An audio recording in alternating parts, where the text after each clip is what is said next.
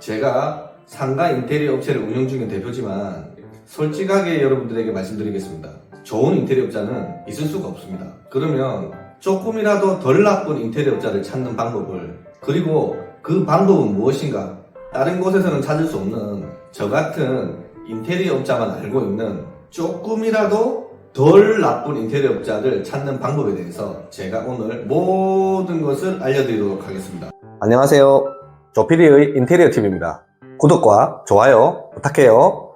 저 조피디가 영상을 제작하는데 큰 도움이 됩니다. 감사합니다.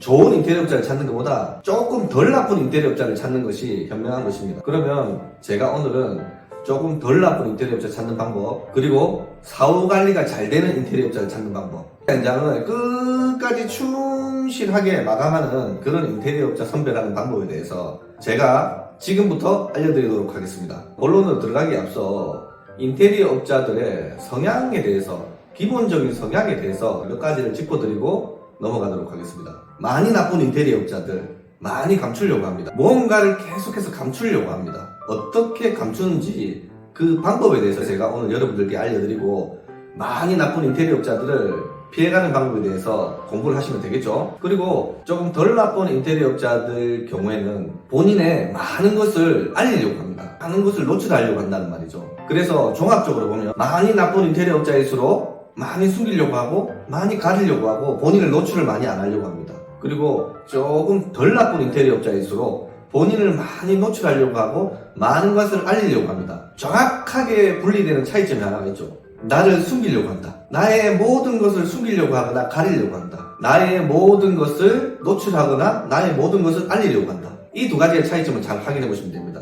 그 두 가지를 구분하는 방법에 대해서 저 조피디가 오늘 한번 알려드리도록 하겠습니다. 첫 번째는 인테리어 업자들이 매장이 있는지 혹은 사무실이 있는지 확인을 하셔야 됩니다. 보통 요즘 같은 경우에 인테리어 중개 앱들이 많이 있습니다. 중개 앱들은 인테리어 업자가 거기에 소속돼서 거기에 직원으로 있거나 이런 게 아니고, 개별적인 인테리어 업체를 가지고 있으면서 이 중개 앱에 들어와서 본인 PR만 해서 나한테 인테리어를 해라. 여기서 본인이 숨겨져 있어요. 어떤 특정 유명한 중개 앱에 들어가서 본인 얼굴을 가리고 거기에서 자기 이름을 올린 다음에 댓글, 리뷰를 작업하는 사람도 있어요. 그 대형 중개 앱을 믿고 손님들은 들어가서 거기에서 상담을 하게 되지만, 실제로는 정말 나쁜 업자들이 많이 숨어져 있어요. 본인 얼굴을 가린 채 본인에 대한 정보도 없죠. 그 앱에서 리뷰 좀 작업하고 그 앱에서 댓글을 좀 작업한 다음에 견적을 싸게 내고, 혹은 나는 공사를 잘한다, 나는 좋은 자재를 쓴다, 나는 디자인 감각이 있다, 능력도 안 되면서 사기성이나 계약금 혹은 공사 비용만 일부분 받은 다음에 계속해서 돈을 요구한다거나 중간에 공사를 세워버린다거나, 혹은 애초부터 공사를 진행하지 않는다거나, 혹은 공사를 대충하고 공사가 끝난 다음에 AS와 관련된 걸 회피한다거나, 이렇게 많은 일들이 일어납니다. 이런 업체를 구분하는 방법을 알아야 되겠죠. 좋은 업체는 없더라도 가장 나쁜 업체는 가릴 줄 알아야 될 거 아닙니까? 가장 나쁜 업체를 구분하는 방법, 첫 번째, 그 회사에 매장이나 사무실이 있는지, 또 그 회사의 연역이 얼마나 됐는지, 어떤 평을 받고 있는지, 이런 것들을 확인해 보셔야 되겠죠. 네이버나 구글에서 검색만 해보면 그 회사의 연식이나 그 회사의 연역이 어느 정도 보일 겁니다. 제대로 인테리어 업을 하는 회사고, 그리고 매장이 있고 사무실이 있고 그런 업체라고 한다라고 하면 어느 정도 본인의 연역이나 본인의 기록이 쌓여 있을 겁니다. 검색 사이트에서 검색을 해봤을 때. 근데 그런 게 전혀 없다, 혹은 회사가 없다, 어떤 앱에 숨어서 지내고 있다, 이러면 내일 당장 없어져도 어디 가가 잡을 겁니까? 사업자 폐업해버리고 갑자기 어디 가고 잠수 타버리면 어떻게 잡을 겁니까? 그래서 회사가 있느냐 없느냐 확인을 하셔야 되고, 회사도 그냥 창고 쫓겨는 거 하나 구해놓고 하는 사람인지, 제대로 사무실을 만들어 놓고 하는 인테리어 업자인지, 이걸 꼭 구분하셔야 됩니다. 사업을 하는 사람이고, 그리고 몇 천만 원짜리 혹은 몇 억짜리 인테리어 공사를 하는 업자가 자기 사무실이 없다? 자기 매장이 없다? 이상하지 않습니까? 작은 창고 하나만 쫓기는 거 하나 얻어놓고 한다? 이상하지 않아요? 남의 그 큰 돈을 받아서 공사를 하는 사람들이 자기는 자본력이나 회사의 조건을 요만큼도 지분이 없다? 조금 위험하다고 생각합니다. 그 정도로 그 사업을 알로보고 있다는 말이기도 하고요. 다른 사람의 돈 1,000만원, 돈 1억을 이렇게 받아서 뭔가를 하려고 하면 그 정도를 움직일 수 있을 정도의 자기가 기본 준비를 해놔야 하는 게 맞잖아요. 내일 당장 없어져도 아무도 이상하게 보지 않을 법한 상태를 만들어 놓고 대형 중개 앱에 들어가서 나는 좋은 놈이다, 나는 잘하고 있는 놈이다, 나는 좋은 자를 쓴다고 이렇게 댓글이나 글 몇 자로 넘어가는 사람들 진짜 조심하셔야 된다. 정말 대형 중개 앱에 들어가서 업체한테 견적을 보고 하더라도 계약하기 전에 그 회사 매장 어디 있는지, 그 회사 사무실이 어디 있는지, 그 회사 연역을 어느 정도는 구분할 줄 아셔야 된다.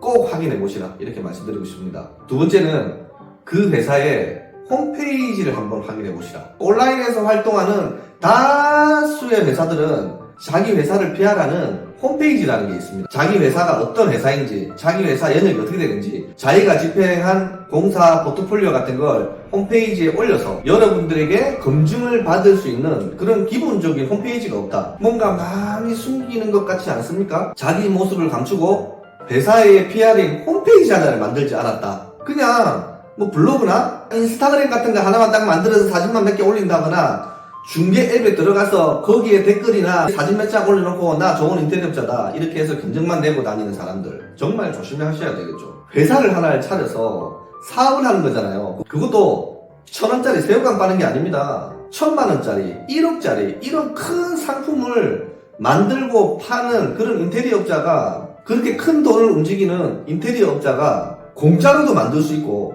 담은 10만원으로도 만들 수 있고, 그냥 아예 귀찮으면 금원 같은 데 가서 5만원, 10만원, 20만원만 줘도 회사 홈페이지 기본적인 하나를 만들어주는데 그거 하나 안 만들고 중개 앱에 숨어서 나는 이런 인테리어업자야, 나는 이렇게 능력이 있어, 나는 이렇게 좋은 자재를 써 말하고 다니고 댓글 작업을 좀 하고 이렇게 해서 일을 따고 나중에 잘못되면 안면 몰수하고 혹은 사업자 폐업해버리고, 이런 업체를 진짜 조심하셔야 됩니다. 가격을 저렴하게 하는 것도 중요한데 사기를 안 당하는 것도 진짜 중요합니다. 1,000만원에 공사해준다고 했다가 500만원 받고 도망가거나 1,000만원 추가로 더 내놔라, 안 그러면 공사 못하겠다, 이런 업자들 정말 조심해야 되지 않겠습니까? 그래서 두 번째로 체크해야 하는 부분은 인테리어 업자의 홈페이지를 확인하시라. 홈페이지가 없다, 난 인스타그램밖에 없다, 혹은 뭐 중개 앱에 들어가서 거기에서 올려놓은 게 다다 그러면서 나는 좋은 놈이다라고 아무리 어필해도 여러분은 속으시면 안 됩니다. 굉장히 위험하다, 그렇게 말씀드리고 싶습니다. 홈페이지가 있는지 확인을 하셨다면 이제 뭘 확인하셔야 되느냐, 그 홈페이지에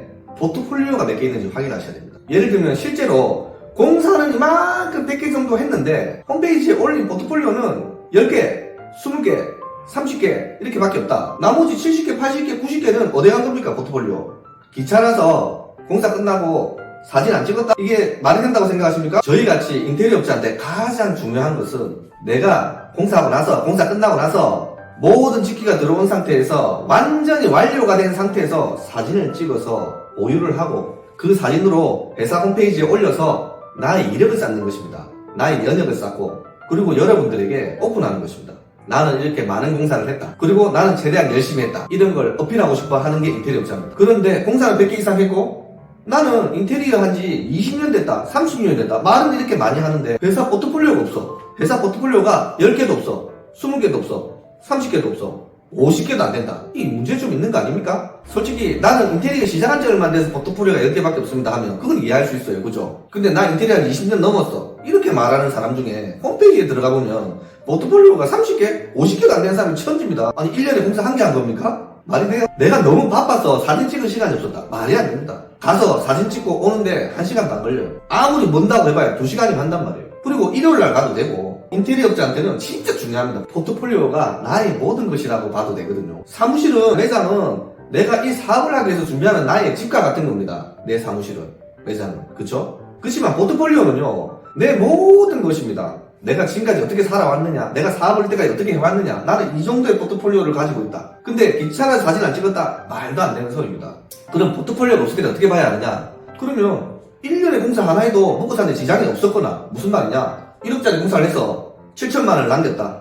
그래서 나는 1년에 공사 하나만 해도 7천을 남겼으니까 나는 생활하는데 전혀 문제가 없었다. 인테리어는 가능합니다. 그렇기 때문에 여러분들 포트폴리오가 너무 적으면 의심을 해야 됩니다. 포트폴리오가 적은 사람은 경험이 적거나 1년에 공사 하나, 두 개밖에 못 했거나, 아니면 공사는 많이 했는데 사진 찍으러 못 가는 겁니다.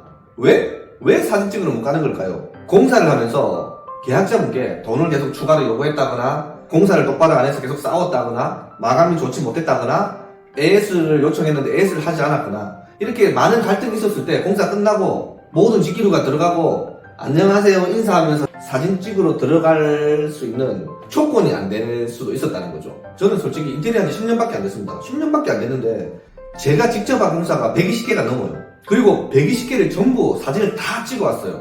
물론 저도 사람인지라 120개 넘는 그 공사 중에서 저를 미워했던 손님들도 있어요. 저를 미워하고 저한테 만족 못했던 사람들도 꽤 있습니다. 하지만 내 포트폴리오는 소중하니까 주인하고 관계가 약간 틀어졌다고 하더라도 사진을 찍어 왔습니다. 그리고 AS 요청 있으면 해결하려고 노력을 했고요. 그래서 홈페이지에 들어가서 포트폴리오 개수가 몇 개인지 확인해봐라. 포트폴리오만 많아도 많이 나쁜 인테리어 업자일 가능성이 굉장히 낮아집니다. 세 번째는요, 그 포트폴리오에 간판 사진이 있는지 확인해라. 무슨 말이냐면 상가 인테리어를 완료하고 사진을 이렇게 찍을 때 저는 항상 밖에서 그 해당 상가의 간판이 보이게끔 이렇게 사진을 찍습니다. 왜냐하면 손님들이 해당 포트폴리오가 얼마나 잘 만들었는지 그걸 보려고 하는 것도 있겠지만 얼마 정도 들어갔는지 자기하고 비슷한 업종이면 가까운 데는 한번 찾아가서 물어볼 수 있는 거잖아요. 근데 이 간판 사진을 안 집어넣고 간판을 모자이크 처리한다거나 아니면 간판이 안 나오게 간판 밑에만 사진을 딱 촬영한다거나 이런 거 되게 조심하셔야 됩니다. 이것도 뭔가 숨기는 거잖아요. 고의로 숨기는 거거든요. 인테리어 업자 입장에서 내가 자신 있다. 내가 그렇게 좋은 놈은 아니더라도 내가 어느 정도 자신 있고 굉장히 열심히 했다. 그러면요. 그 깜판이 보이게 내 손님들이 홈페이지에 들어와서 찾아가보더라도 그 깜판 사진을 찰칵하고 찍어서 홈페이지에 올리면 돼요. 근데 왜 홈페이지에 포트폴리오에 올라갔는데 상호가 안 보인다? 그 가게 이름이 안 보인다? 이거 좀 이상하지 않습니까? 이거 왜 숨겼을까요? 일부러 가리는 건데 나는 일부러 보여준단 말이에요. 근데 왜 그 사람들 가렸을까요? 제가 제 자랑하려고 만드는 게 아니라 저는 제 사업 마인드가 그렇습니다. 내 얼굴을 까고 사업하자. 그리고 나의 모든 걸 오픈하자. 내가 잘했든 못했든 오픈하자. 왜 그렇게 하냐면요. 그렇게 하면 내 스스로가요. 덜 나빠지려고 노력을 합니다. 내가 좋은 사람이라서가 아니라 내 얼굴을 까고 나의 모든 걸 보여주려고 하다 보면 내 스스로가 나쁜 짓을 못하게 돼요. 그래서 내 스스로가 나쁜 짓을 최대한 덜 하기 위해서 내 스스로가 이렇게 얼굴을 까고 나의 모든 것을 이렇게 내가 잘한 거든 못한 거든 모든 것을 까고 판단은 손님이 할 수 있게끔 하는 게 제가 사업을 하는 제 사업 마인드입니다. 그래서 좀 많이 나쁜 인테리어 업자들은 이렇게 많이 가릴 것이고 좀 덜 나쁜 인테리어 업자들은 많은 걸 보여주려고 할 것입니다. 그래서 여러분들이 오늘 확인하셔야 되는 것 중에 세 번째는 홈페이지에 들어가서 포트폴리오 들어가서 그 해당 매장에 간판 사진, 상호가 있는지 없는지 확인하시라. 포트폴리오는 많은데 상호가 없다. 이것도 의심을 해야 됩니다. 포트폴리오 많은데 왜 상호를 가렸을까? 왜 상호를 가렸지? 의심을 한번 해봐야 되겠죠? 중개업체 뒤에 숨어서 견적을 내고 미팅을 하시는 분들도 홈페이지 좀 알려달라, 사무실 어디 있냐 이렇게 물어보시고 체크만 할 줄 아시면 이 사람이 이렇게 많이 나쁜 인테리어 업자인지 조금 나쁜 인테리어 업자인지 구분할 수는 있다 이 말이죠. 그리고 마지막으로 네 번째는요, 현장에 충실한 인테리어 업자인지 아니면 공사를 하나, 둘, 셋, 넷 이렇게 많은 공사를 동시에 집행하면서 오로지 돈 욕심만 내는 인테리어 업자인지 구분을 하실 줄 아셔야 됩니다. 사장님들과 직접 계약한 계약 당사자가 공사할 때 그 현장에 계속해서 관리 감독을 하는지 아닌지 확인을 하셔야 됩니다. 계약하기 전에는 내가 현장 충실하다라고 말할 수도 있겠죠. 그러니까 계약서에 PS 추가를 하셔야 됩니다. 현장 관리 감독을 확실하게 하냐 안 하냐, 계약한 본인이 직접 그 현장에서 관리 감독을 하는지 안 하는지, 계속해서 관리 감독을 하는지, 잠깐 왔다 가는지 이런 부분들을 여기에다 명시를 해서 이걸 지키지 않을 경우에 페널티를 적으셔야 됩니다. 그걸 회피하는 인테리어 업자라고 하면 현장에 안 서 있는 인테리어 업자겠죠. 계약서에 적으면 굉장히 불리하다라고 생각하는 현장에 서 있지 않는 인테리어 업자라고 생각하시면 되겠죠. 기술자들은 하루 일당만 받고 하는 사람들이 대부분입니다. 근데 그런 사람들만 현장에 던져놓고 나하고 계약한 사람은 현장에 없다? 그럼 누가 관리 감독하는 겁니까? 누가 관리 감독하죠? 누가 책임지고? 현장에 관리 감독을 안 한다는 말은 나중에 AS가 떴을 때 회피할 가능성도 높아진다는 겁니다. 왜 그럴까요? 말로만 하는 사람이잖아요. 현장에 관심이 없다는 말이죠. 현장에 관심이 없고 말로만 하는 사람이 나중에 AS가 발생이 되면 또 말로만 하겠죠.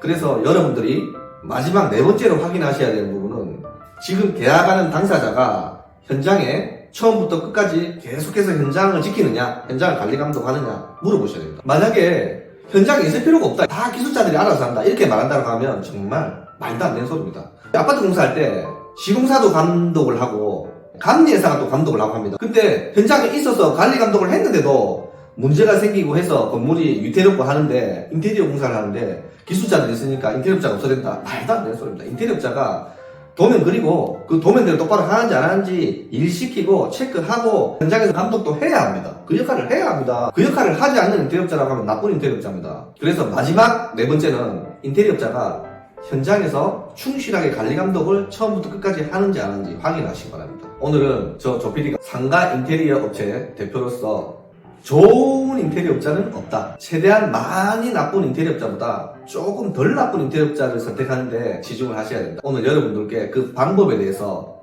첫 번째, 두 번째, 세 번째, 네 번째까지 저 조PD가 여러분들에게 모두 알려드렸습니다. 오늘 이 내용이 창업을 준비 중이신 여러분들에게 도움이 되었으면 하는 바람이 있습니다. 오늘은 여기까지 하겠습니다. 감사합니다.